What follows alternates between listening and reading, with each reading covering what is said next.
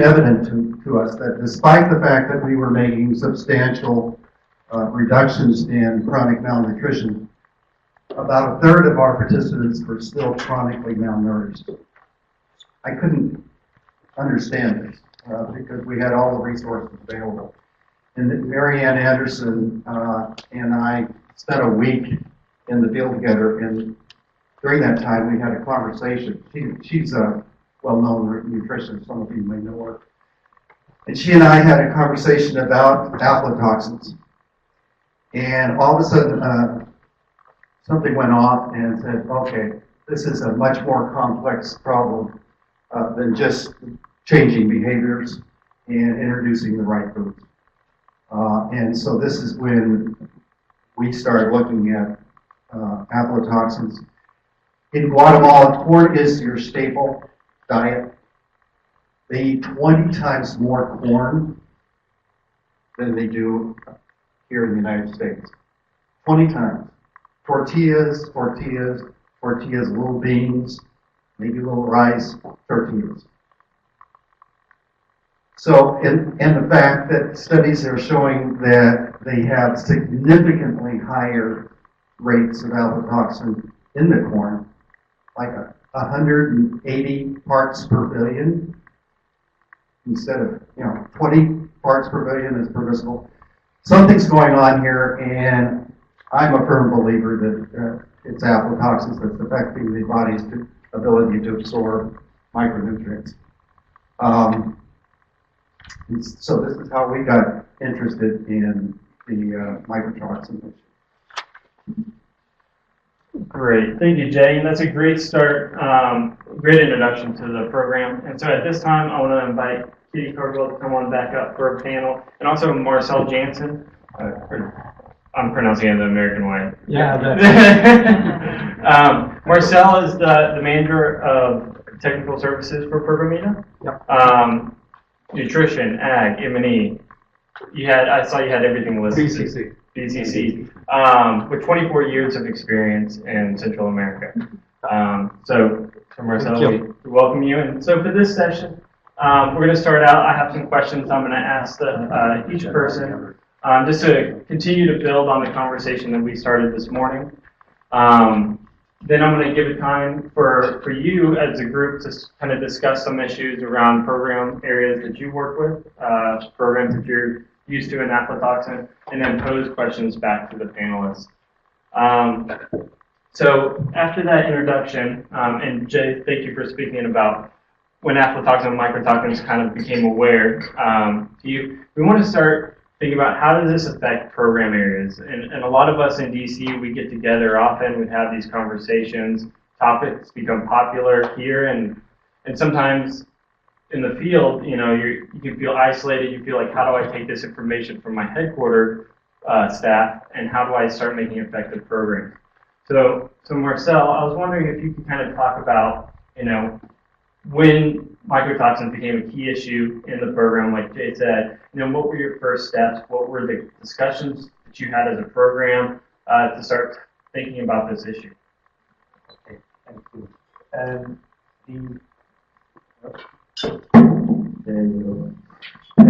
you go. Like Jay mentioned, we were becoming aware of the mycotoxin problem in Guatemala and in the maize, principally in 2013, and then in the beginning of 2014 there was coincidentally, there was a presentation from the Ministry of Food Security, the Secretary of Food Security and Nutrition in Guatemala, who did a research together with the USDA on aflatoxin and fumonisin levels in maize throughout the country. And there was Ron Riley, right?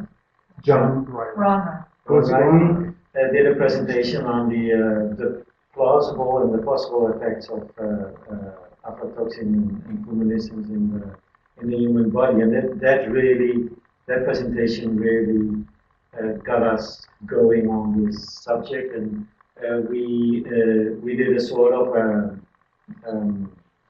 a concept paper on, well, if we look at what happens like Jay mentioned, I mean, maize is food. I mean, you can't have a breakfast, lunch, or a dinner in Guatemala without having maize with it. It's impossible. So we hired a consultant to do a concept paper, and we presented it to USA to see if we could get some funding to get more into detail on.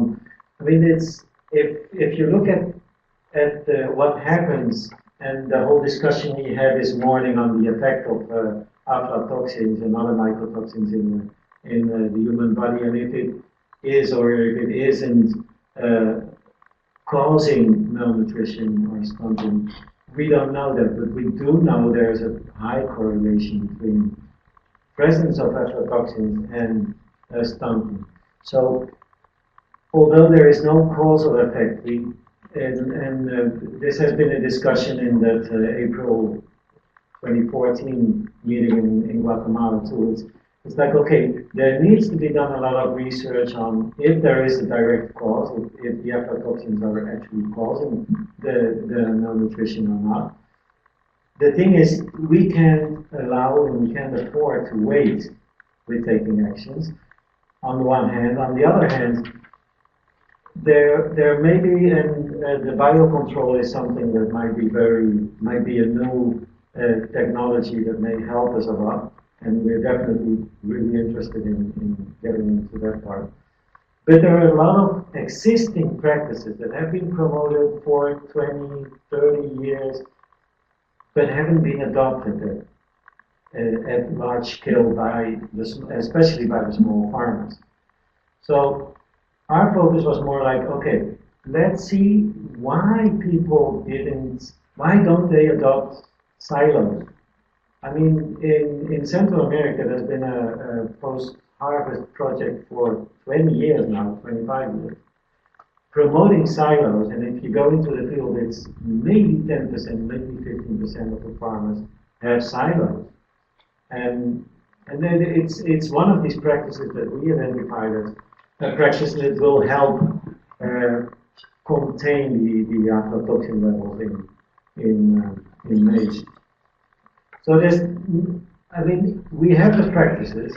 There's the technology.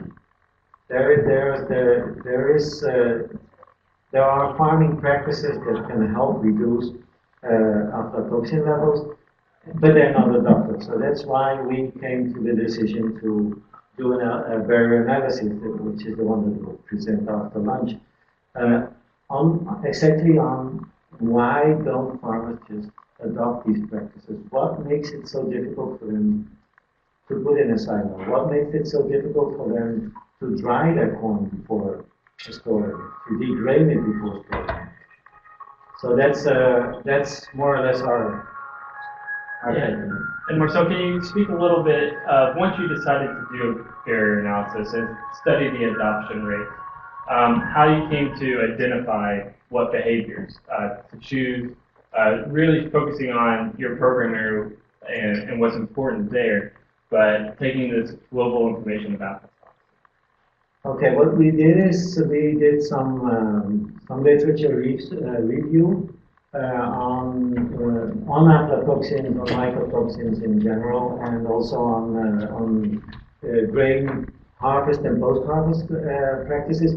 We didn't go into the practices, the farming practices in maize.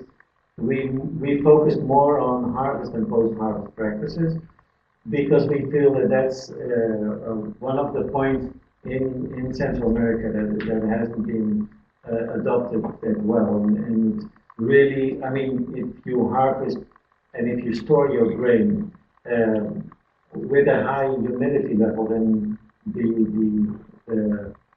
the molds will increase greatly, and so the fumarinisins, the aflatoxins, and all the other mycotoxins will increase hugely. So the problem we saw, a main problem with the harvest and the post-harvest. We did some rapid rural appraisal kind of research in the program area, just to identify what practices were in place and what weren't. We discussed also with extension services from both government and non-government organizations on what kind of practices they are promoting. And then when we applied for the TOPS micro grant to do the barrier analysis, we prioritized 4 practices, which was more or less the limit the number of practices we could research within this context. Because the barrier analysis, it's a bit intensive, and actually doing 4 barrier analysis at the same time was trying. It was hard. It was really hard. So that's we also talked with pharma groups to identify what they saw as good practices, and that's how we came up with the 4 different practices that you will see all in this afternoon presentation. Great, thanks. And Kitty, I was going to ask you,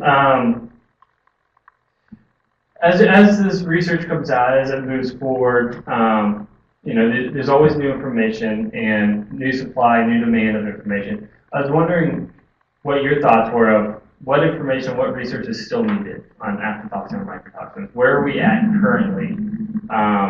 And how do NGOs play a role in that? And how do IFPRI and CJIR and other players play a role in that? Thank you. I think I mentioned that, as far as I'm concerned, most of the research that's left is at the social interface. And I know that IFPRI is doing a lot of work. They're doing a lot of work on willingness to pay and alternate market uses. I think alternate market uses is probably a new area that we could get into to really look at what would it take to set up alternate use industry, perhaps even diesel or energy production through discarded or corn or product. I know we've been focusing a lot on Africa and Central America, but there's another huge region of stunting in Southeast Asia that I suspect must have aflatoxin. It's not just a suspicion. There have been studies that have shown that there is aflatoxin, blood aflatoxin in Southeast Asia. And so understanding that food basket and the source of exposure there is that's primary research in terms of dealing with this globally. So that's something that I really think is important. Another thing, the discussion about the causal relationship of aflatoxin with stunting.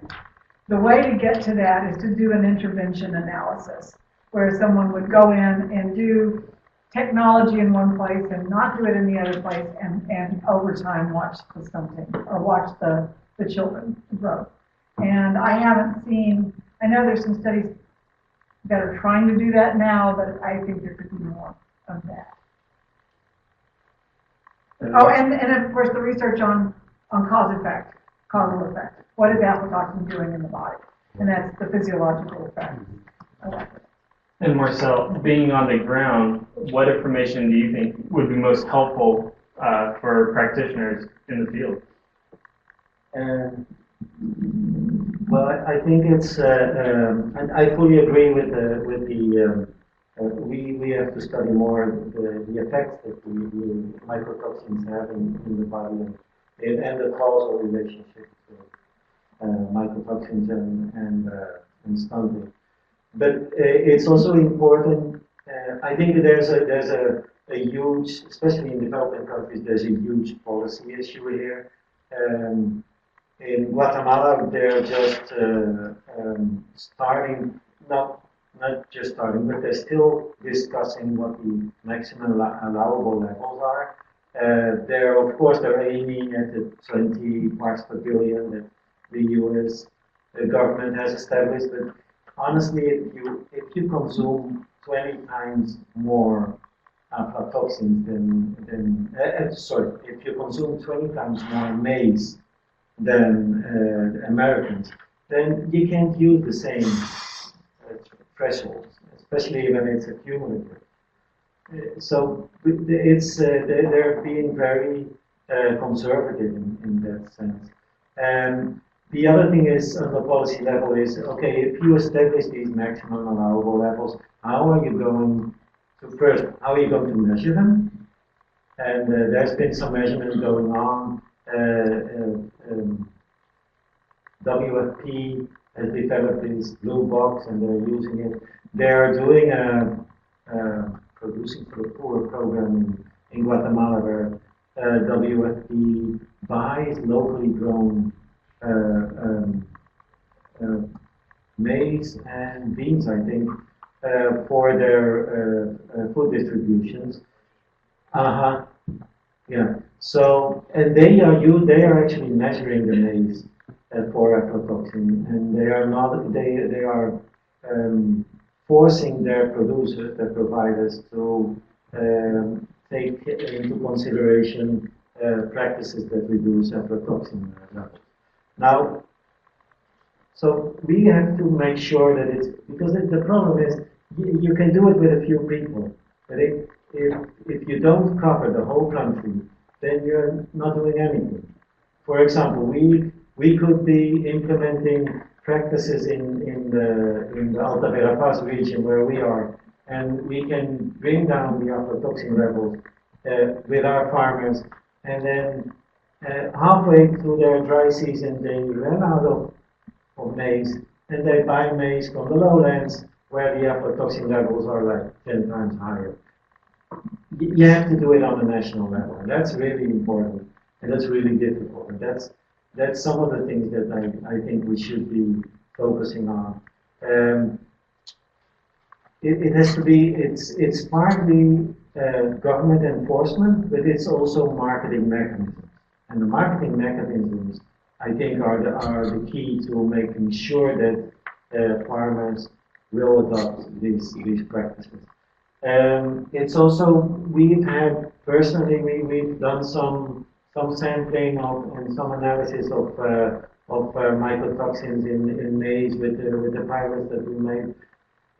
We also need to focus on what the correct sampling method is, because if you sample for aflatoxins, it's really important to get the correct sampling method. That's something that NGOs should be working on.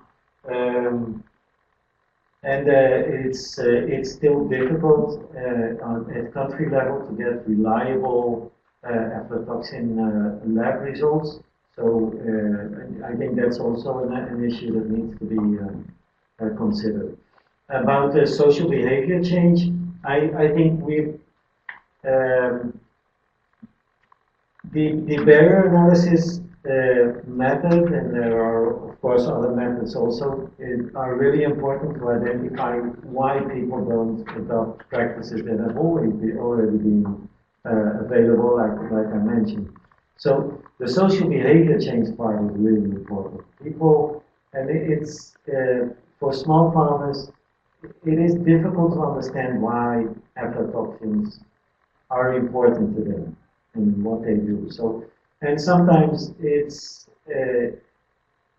even if they don't understand what the aflatoxins do in our body, we don't even understand it. So how can, right?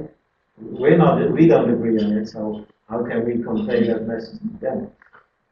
But there are a lot of other things that these good agricultural practices around harvest and post-harvest actually prevent, and there are visual things that they can see. So we've found out that it's very important, even if they don't understand the aflatoxin levels, just to promote these good practices that we know will reduce these aflatoxin levels, and just play it safe. And focus more on the grain quality, which is a very visual thing, which they can see and they observe and they know that it's good to have good grain, right? The commercial especially in Central America, commercial maize farmers are the more important actors that we have to focus on. Small farmers are easily convinced that and it's easier for them to do some quality control because they're smaller plots, they dry the seed themselves. The commercial farmers, they don't dry seed, they just harvest and they sell it up to the market. And it's almost moist when they sell it. And then it goes into these trucks, an 8-hour, 10-hour drive to the market, and it's hot and it gets all hot and the grain is really, the maize is getting more mold on the road to the market. So it's these are the producers that we really have to attack. I think that's an issue that as NGOs we have to discuss together with the government.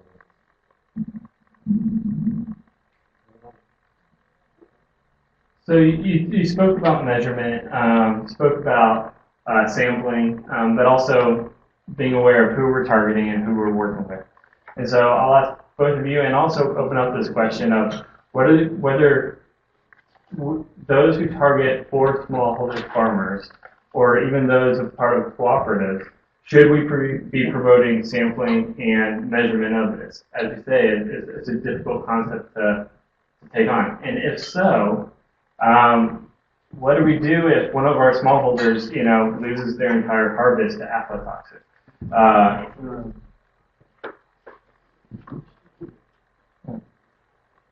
Yeah, and I mean it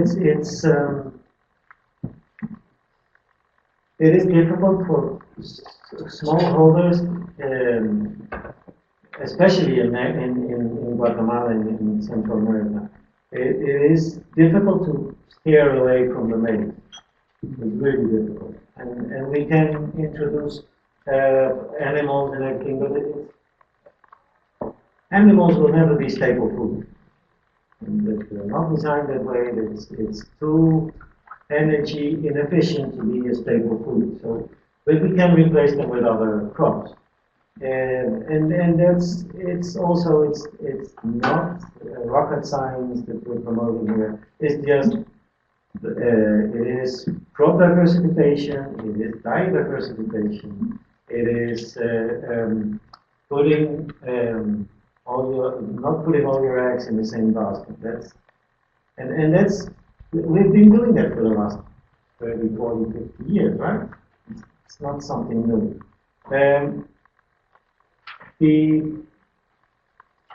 I do think we should start and we should promote measuring aflatoxin levels, and I would definitely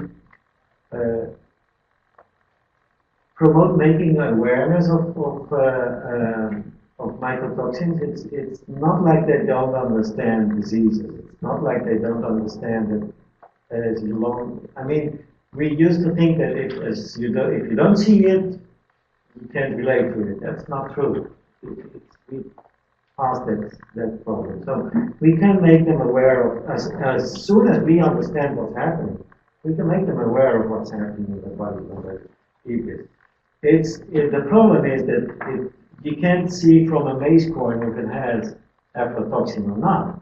The maize corn can look really healthy, nice, round and everything, and it still can have aflatoxins. It has more aflatoxins when it is a damaged grain. That's true, because there's an entry point for the mold.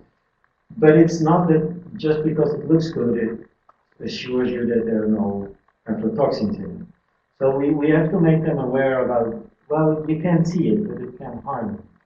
And I do think we need to start measuring in the field, and especially through cooperatives. It would be, for small farmers, it would be a feasible thing. We need to work on these commercial farmers on the buyer side. For example, in Guatemala and in Central America, one of the huge maize buyers are the feed producers, the ones that produce the chicken feed, the pig feed, the cow feed. Well, they don't do that much concentrates on cows, but for the chicken food, these are the big buyers, right?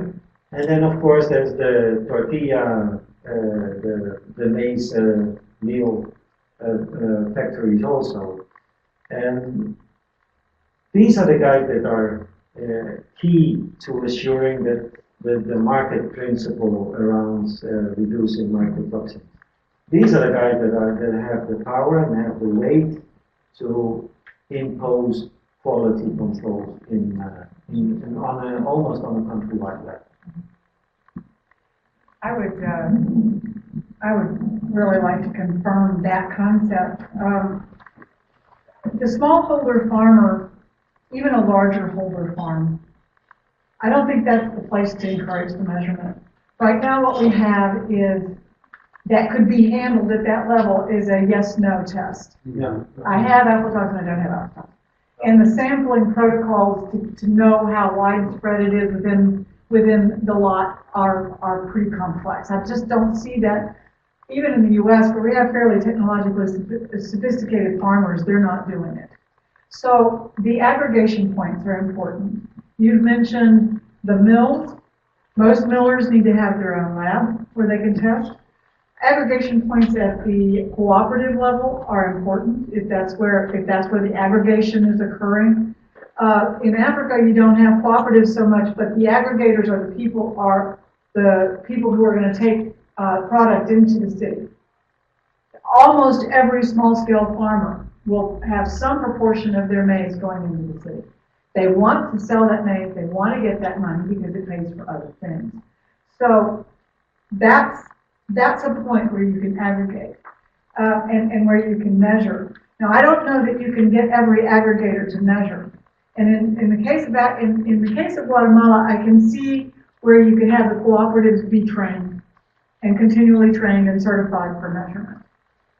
In Africa, I don't see doing that with the aggregators. I think, and we need to test this, I think the point to measure in Africa is going to be as it's coming into the market. And that you'd have market services, you'd have services in the marketplace for testing. And those testers would be government trained and certified, or trained and certified by somebody. Whether if it's an NGO, I'm fine, but I really prefer it to governments, because once a government has adopted a technology and a process as its own, it has a better chance of being sustained, I think. Sorry, but I think so.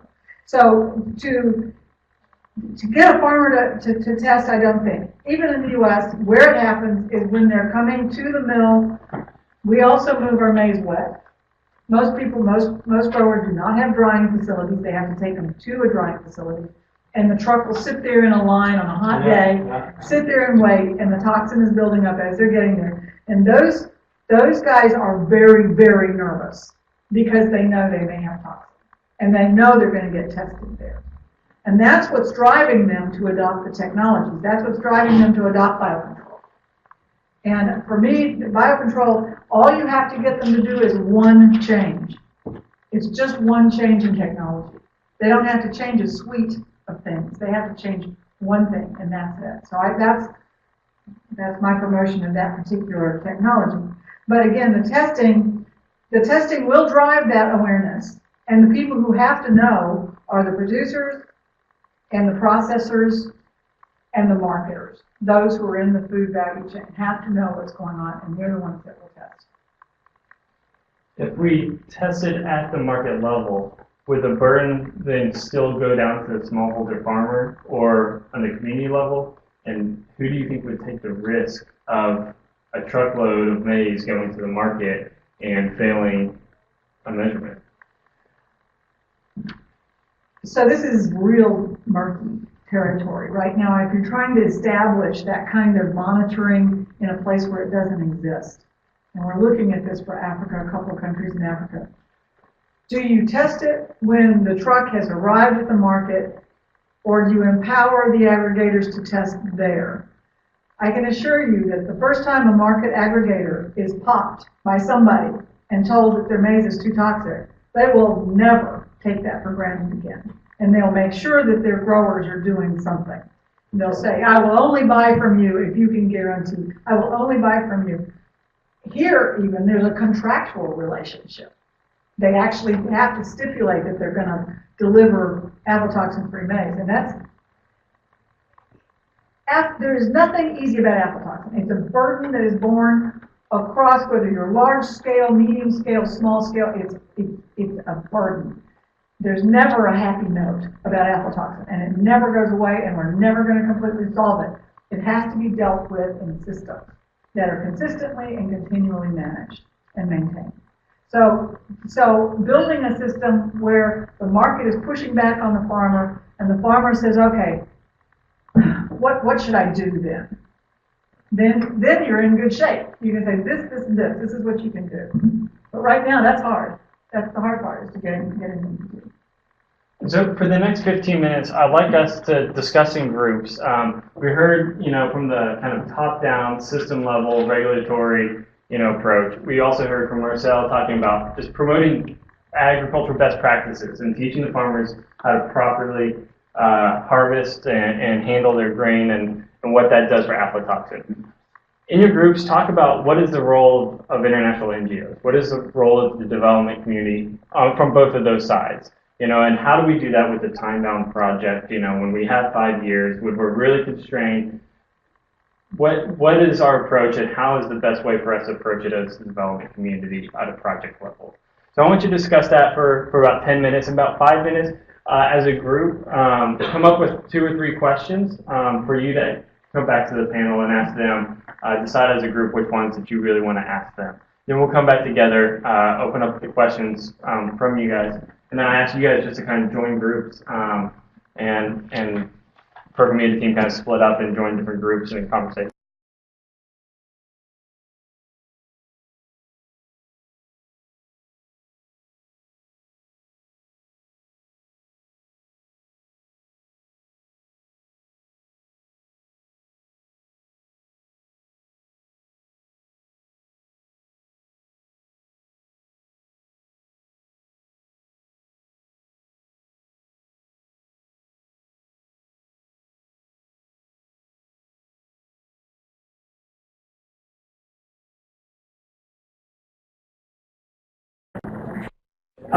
So for the next 25 minutes before lunch, I'm going to open this up. I'm going to open this up for the groups to share anything interesting or key lessons that you guys discuss as a group, to get that knowledge, not just flowing one way, but through everyone. And then also your questions that you have for the panel or anybody else. We probably won't get through all the questions, but that'll just give good lunchtime conversation. So, one was there.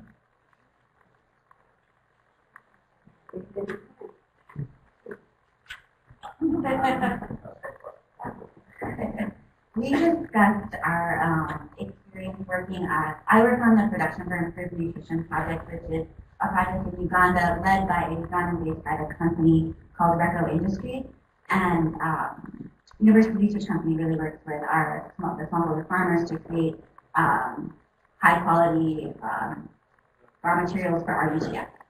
And we found that creating strong market linkages is an incredible motivator, and really is one of the things that we highly recommend that international NGOs can do. And Serena Williams, who is right here, is the senior advisor on that project. We raised our hand first.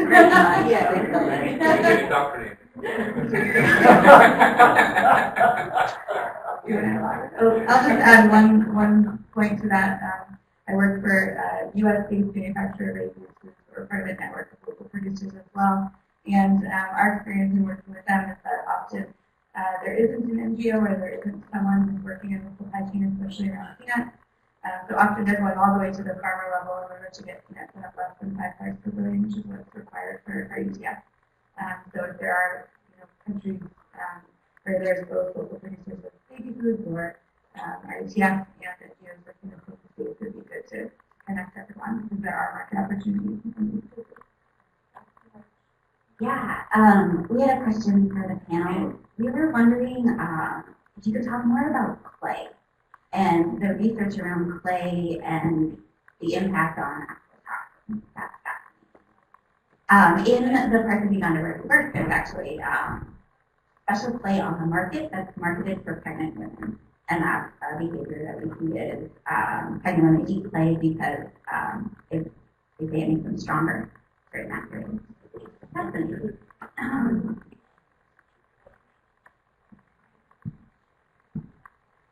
Oh, you want an answer now? Oh, yeah. If you have any thoughts. I was just searching my mind. I was trying to remember. There is a registered product. I can't remember the name of it. Novosil. No, Novosil. Yeah. And so, yeah, it's interesting that people do eat clay. And the way clay works, if you get the right kind of clay, it's two layers like this, molecularly, and the toxin gets stuck in the middle. And so as the clay passes through the digestive system, it takes the toxin out with it. The only potential problem is if it also takes nutrients with it. If it picks up minerals and you lose those minerals. But I believe that that's been tested with the Novosil and they did not show a significant loss of minerals. Okay. There may be some cost to it physiologically, though, nutritional effect. But if it's taking out the aflatoxin, you're going to come out ahead, I think. Yeah, it's a lot. We don't use it here as a supplement in human foods, so I can't really promote it officially. But there are products available. So if you go online and look at Novosil, so if they're using clays that they're harvesting locally, that's a little scary because you don't know what else is there, if there are other heavy metals or anything like that. But so look at a Novosil and see what opportunities there might be there, because those are tested. Okay, I was handed the microphone. So we had a number of discussion points around the table here around knowledge gaps, awareness raising, knowledge transfer, and advocacy. And we talked about this. Made some points around the sun movement and opportunities that exist there, what happens throughout the value chain and those involved in the value chain, and other various stakeholders. There was a brief mention about religious leaders. Everyone in kind of all these points that could be used to help address this issue. Two questions that came up. One is, what is the current status of research around stunting and aflatoxin? And the second question, we talked about, there was discussion about blood tests, being able to measure the blood aflatoxin levels. Has there been any work, or are there any thoughts about blood tests for infants, children, mothers, and looking at various stages of development, perhaps prenatal, perhaps right after birth, looking at weaning? Just curious if any work has been done. Thank you. Yeah, there's a lot of work going on right now. There's a lot of work going on right now. There's a lot of research going on looking at doing the blood testing and then the anthropometry. I know one for sure that's going on at Tufts, a big cross-sectional study looking at the mothers, starting at the mothers and looking at the children and the outcomes through. And that's with blood level testing as well. And that's a big study that's happening right now. More is needed probably in different parts of the world. That's in Africa. But this same group has also done work in parts of Southeast Asia, where they've done also the blood testing starting with the mother, and then looking at childbirth outcomes. But do look at the literature there is now. There are already the studies that I listed are there for you to look at. The one that really surprised me was out of Saudi Arabia. I thought, well, what exposure do they have? And I still don't know what exposure they have. But they were showing that the mothers that had aflatoxin were having poor birth outcomes. And so there's still some food basket issues in the world, I think, that we need to be aware of. I'm not sure we have the whole picture yet.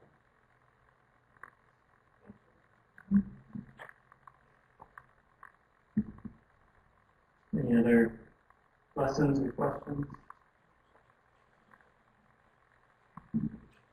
Yeah, we had a couple questions and talked a little bit about, you mentioned, or it was mentioned, the sorting of the broken and discolored grains as a real practice that can be done on the household level, because we talked about reaching the most vulnerable, the small scale farmers who aren't necessarily connected to markets, who are subsistence feeding their families, and that not having as much, but the opportunity that exists because they have a very real incentive to ensure that the best quality is reaching their family, that their children, the people that they're feeding directly. So just, if you could talk a little bit more about other practices, and I kind of know that we're going to talk about this afternoon, but other alternative practices at the household level that mothers or farmers can do to ensure that as few aflatoxins are entering their family's food stream.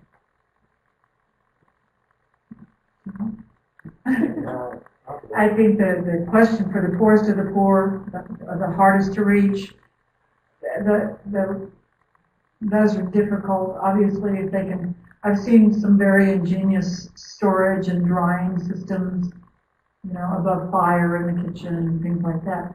But for the most part, I think they're doing those.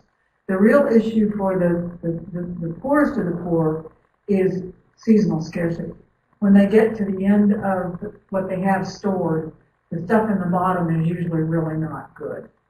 And so whether you can do supplementation or bring in foods at that time of year to replace that, because there's not a lot you can do when you're down to the dregs, and the dregs are bad. Other than replace that with food from outside. So that may be a target for those who distribute food. To look at the most at risk at the end of the long dry season or whatever it is, when they're really down to the bottom of the storage system before their new food has come in. That's this time of year. I mean, this is what all of the spring festivals are about, is cleaning out the larder, getting all the old stuff out before the new stuff comes in. All religious festivals in the world in springtime are about that. I don't know, that just came to mind. But anyway, it's one of those things that, if you can promote it as a spring cleaning, but then you have to give them something to replace it with. Marcel, I was wondering if you had any thoughts about that, or Yeah. they see that in Guatemala. Yeah. Well, I think it's important to clarify one misconception. Subsistence farmers sell and buy. Like they do. I mean, if there is a harvest, they have to sell some of their crop just to get cash and buy stuff for school for the kids or medicines, whatever. They need cash. And then so besides, they don't always have the storage capacity to store the grain for a whole year, and it might not even be a good thing for them, because it might be better to just sell it first and then buy.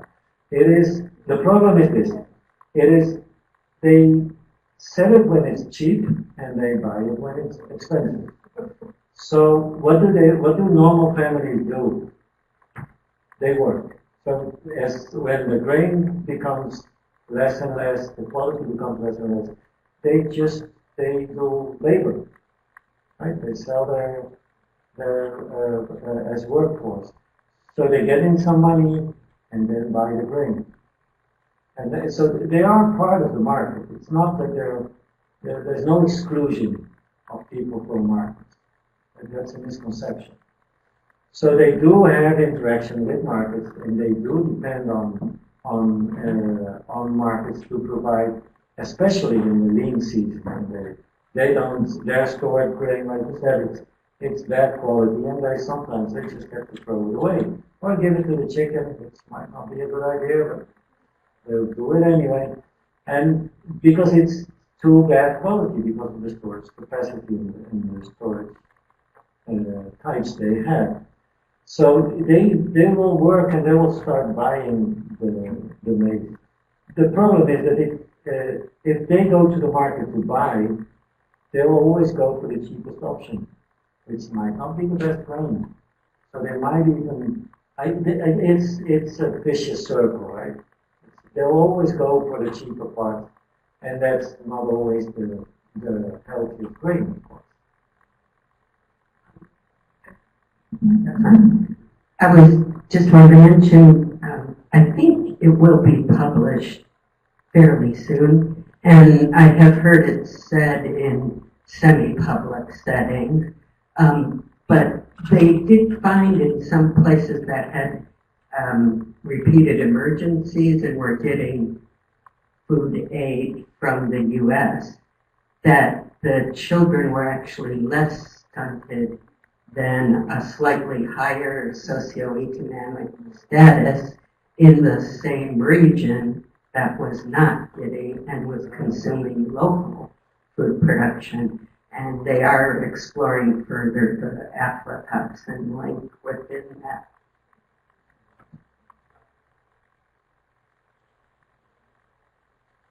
So our group kind of brought up two questions. We kind of talked about a lot of the same things in our discussion, and two questions rose to the top. And the first one was a little bit touching on what our colleague just said, that at the household level, are there behaviors, harvest and post-harvest mostly, or even pre-harvest behaviors that they can do, which are feasible, that can actually be effective? Is it good enough, essentially, if you don't have to rely on like the biocontrol efforts, which require more systemic intervention? Are these more individual and household level behaviors that people can do, and do they make enough of a difference? Is it even worthwhile? And second of all, one of the questions I they had, because I've been reading a lot about the mutations and the whole issue of superweeds in the U.S. and elsewhere. What are biocontrol can't be this like perfect fix. So what are the downsides of it? Are there issues with mutation? What can happen if we use biocontrol all over the world? What are the ramifications?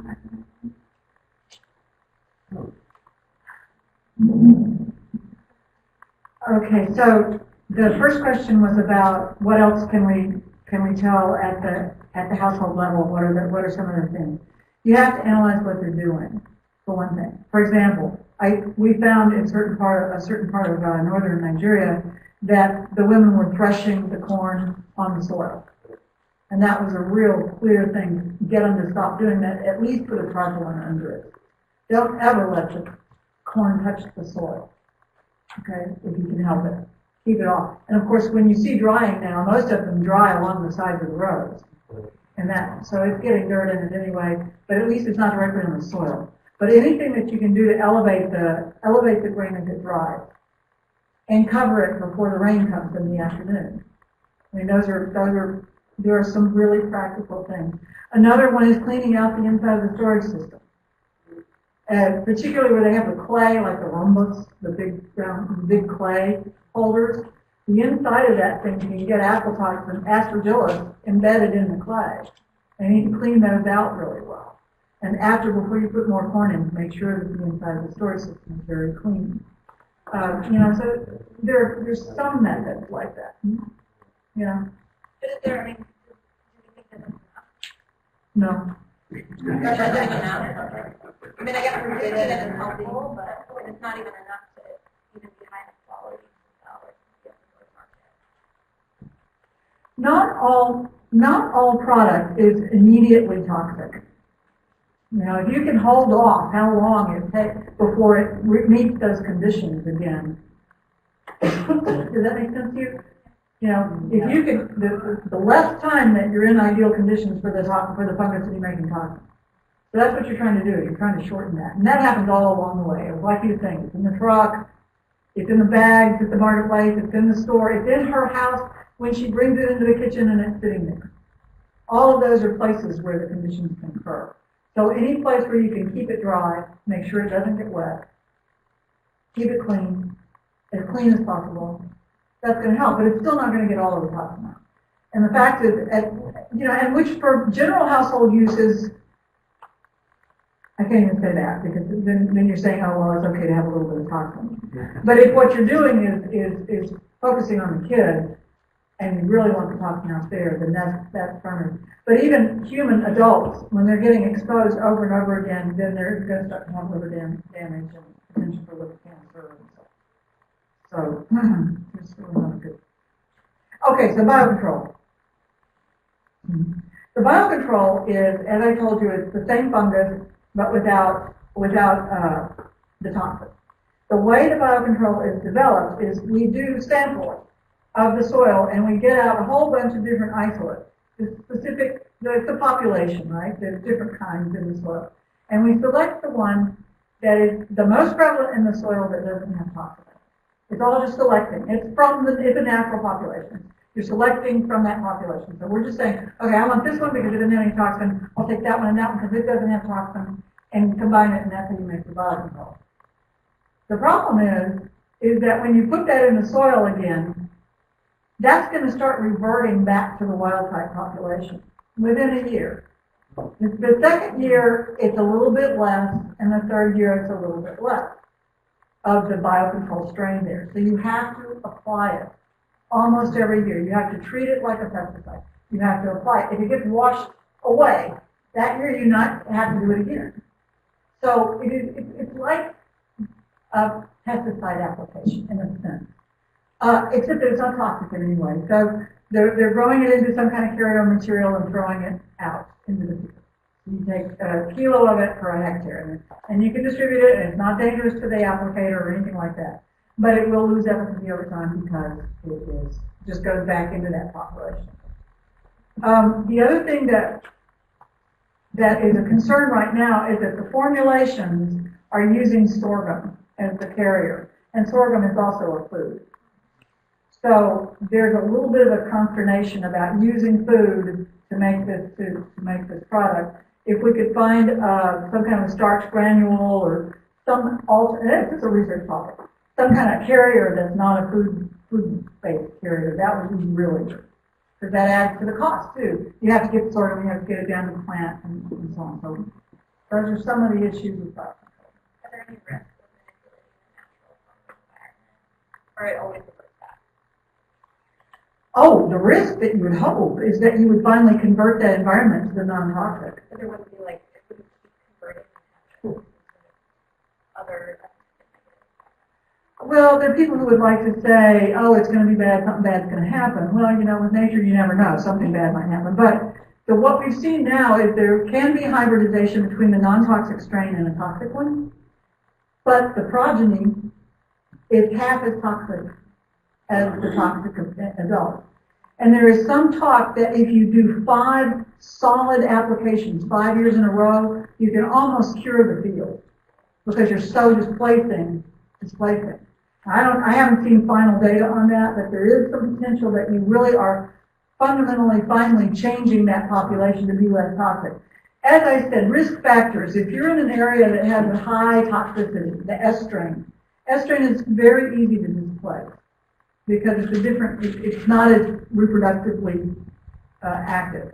And so there are conditions under which you could permanently shift that population towards non-toxic. And that's what you want. We have a couple of questions from the online group, actually. I'll start with the first one. Sorry, can I still answer the one on the Oh, yes, sorry. on the practices, which is what Matthias also brought up, and we forgot to address it. I think it's important that we promote these practices, even if each practice isolated might not give a positive impact, but if we do the whole chain, and as you said, if we can reduce the the ideal, if we can assure that the ideal environment for the molds to increase, then we are reducing the aflatoxin level, right? So if we can make sure that we can, during the cropping, during the harvest and the post-harvest, if we can implement practices that can reduce the presence of the aspergillus and the other molds, then if you do it continuously, then you can reduce it. As was mentioned early in the morning, in Central America, 90% of the maize that is consumed through tortillas. So you have to go through an externalization process, because if not, you can't make the masa. Now, the nixtamalization process is something really interesting. It's, actually what it does, it opens the grain structure, and it doesn't eliminate the mycotoxins, it just makes it more available. So the nixtamalization itself doesn't eliminate the mycotoxins. What does eliminate the mycotoxins is the washing afterwards. So you do it with alkaline solution, with a lime solution. Yes, strong pH. And then you open these cell structures, the aflatoxins come free, and then you use the water to wash it.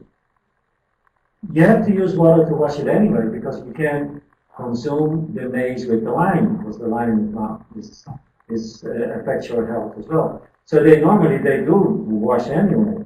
So the thing is, if you have to use clean water to wash it, and then you just wash away about,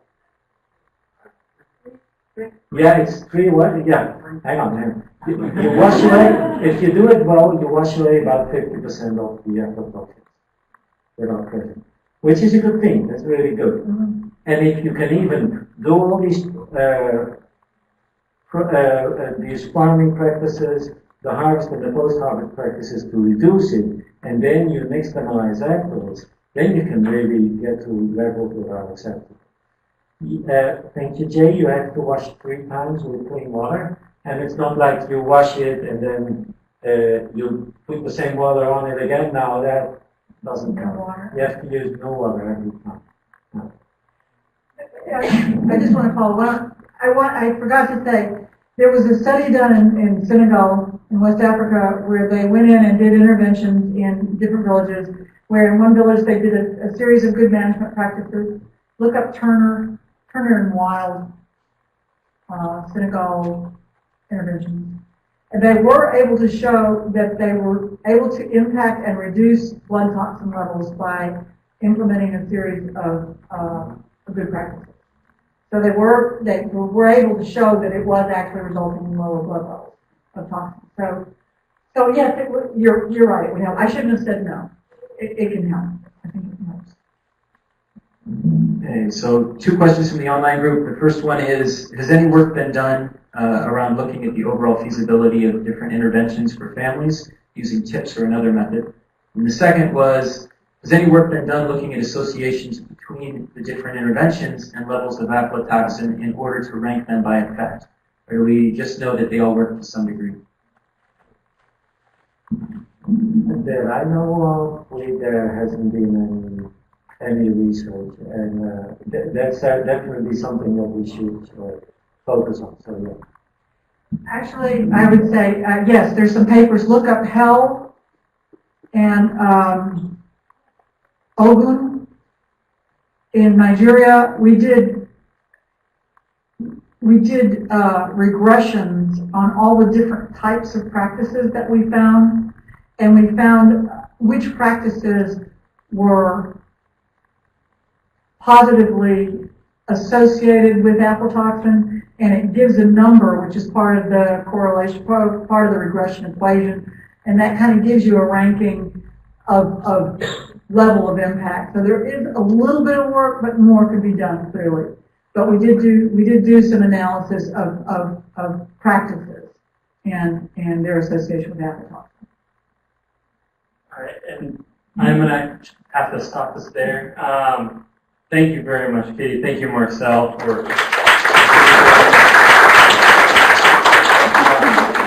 After lunch, we're going to hear from Clara and Olga. They're going to be talking about some specific research and practices that they've done on the ground in Guatemala and their bear analysis and the perception of the beneficiaries that they work with. Lunch we'll just serve out here and come back in here to eat. I encourage you to mingle and network and interact. We discussed doing an experiment where half the food was contaminated with aflatoxin. And we're going to see, who fell asleep at lunch, but I was told U.S. government money could not, fund that. Everything is aflatoxin free at lunch, so enjoy.